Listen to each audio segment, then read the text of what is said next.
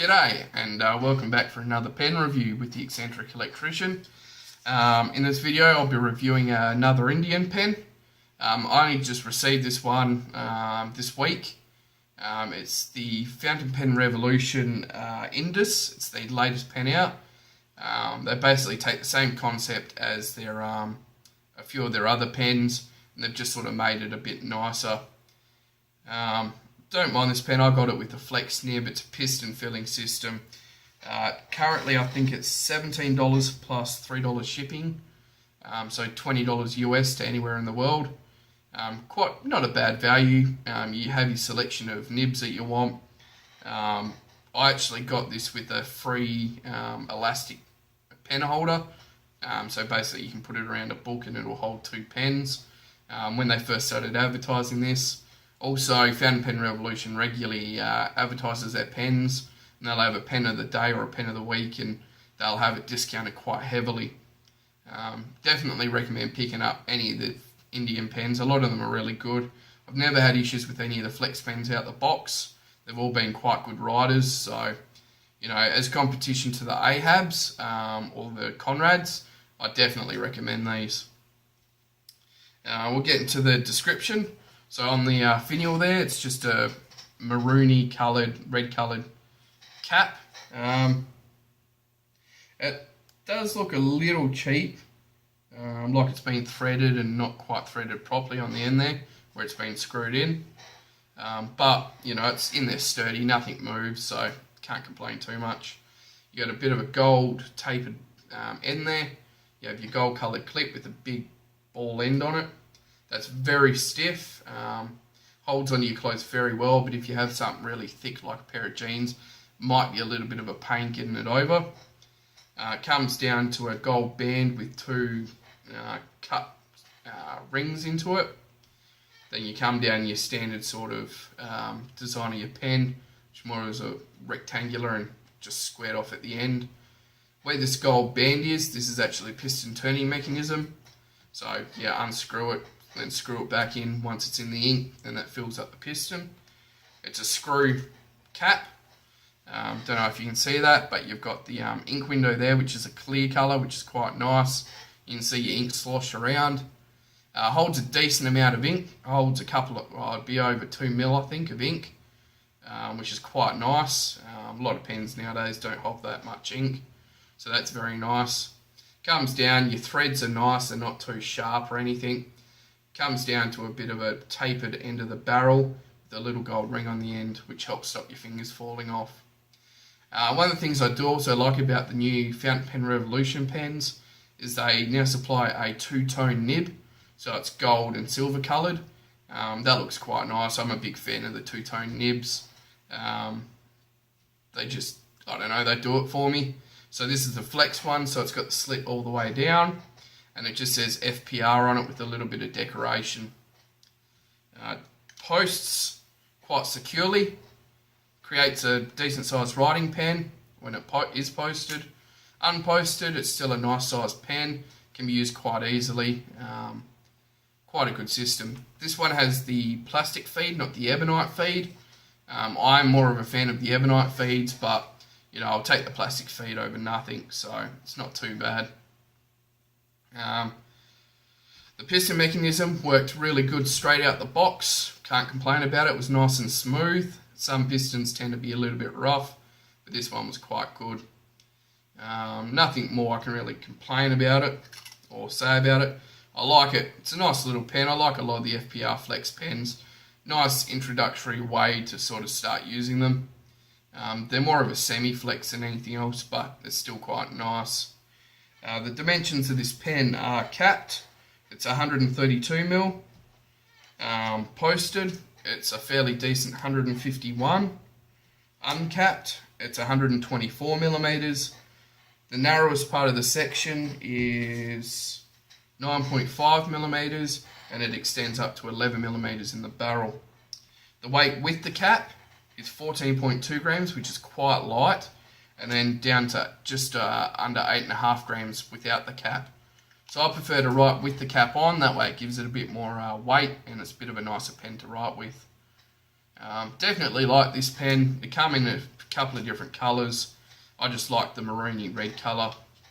So yeah, definitely a nice pen, and I'll show you what it can do.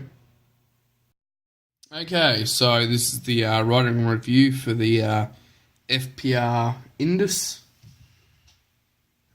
See if I can get a close up on the nib. So you can see the tines, how it cuts all the way down.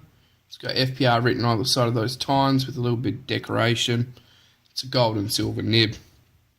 You can see it's clear through the ink window there. I'll turn it the other way.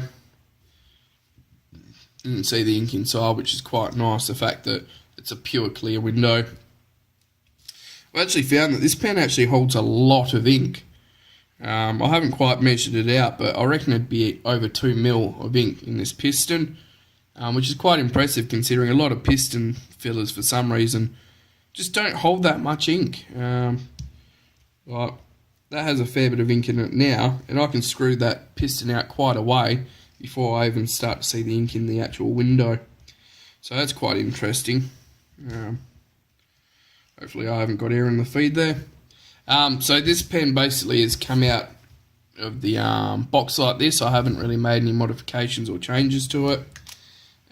So we'll do a bit of a writing sample and we'll see how it goes.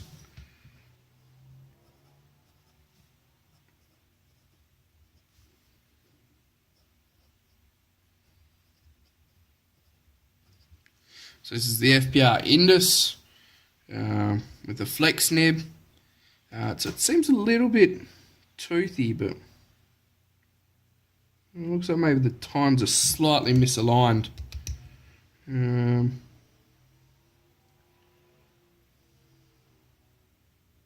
me a sec. That's a bit better. I think the tines were just slightly misaligned, so yeah, it wasn't to the point where it was unusable. It was just a little bit toothy. Still a little bit toothy, but you know, for the cheaper price, you can't expect a perfect nib. I think this is the maroon colour.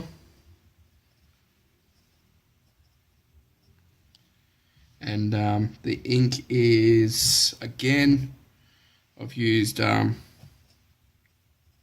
Diamine Racing Green. So I'll do a bit of a writing sample.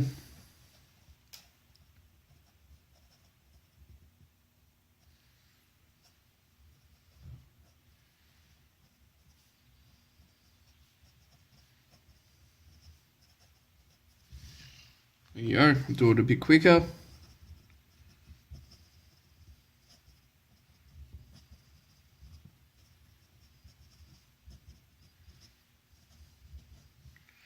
A little bit of a skip there was my fault. Lifted the pen off the page again. I'm not taking enough care when I write, obviously. Alright, so this pen, Flex Nib. What does it do flexi-wise? Like I said in a previous video, most modern flex pens are more semi-flex than real flex, but we'll see how it goes.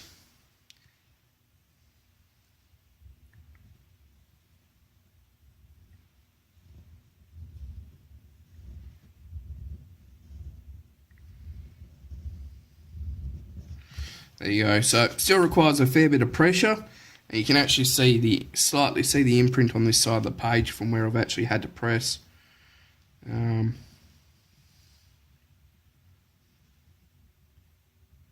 That's about the most you're going to squeeze out of this pen.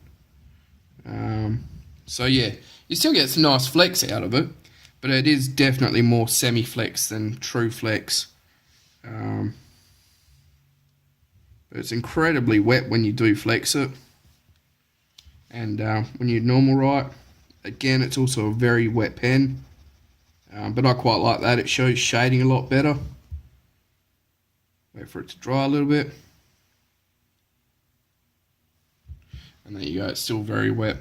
Upside down writing, it's very toothy, but it is also still very wet as well. So flex wise, it does a decent job of being a flex pen, but like I said, it's more semi-flex. Sorry about that, my phone ran out of, or my camera ran out of space. So like I was saying, I consider it more of a flex, semi-flex nib than a full flex. And I'll show you what I mean by that.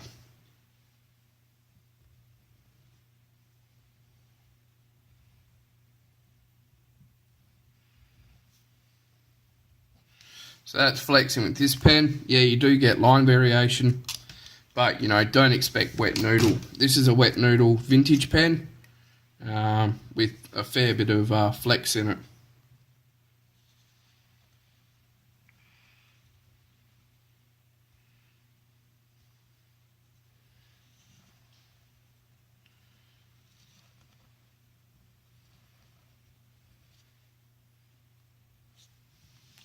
So you can see there's quite a big difference between the two. This one requires almost no pressure and gives you massive line variation. And this one, obviously, you got to press a bit harder and, you know, you don't get as much line variation. But there is a big difference in prices as well. Generally, a wet noodle pen like this will set you back a bit of money, whereas the FPR pen was a lot cheaper. So if you want to look at buying flex pens, I can definitely recommend these ones as semi-flexes. They do the job quite nicely, and you know, they're cheap enough pens that you can stuff around with them. It doesn't matter if they break or something happens. So yeah, definitely recommended, but don't expect any sort of amazing vintage flex out of them. But then the same goes with the AHABs and all the other flex pens that are out there for modern. Alright, so I hope that review has helped, and hope you have a good day. Goodbye.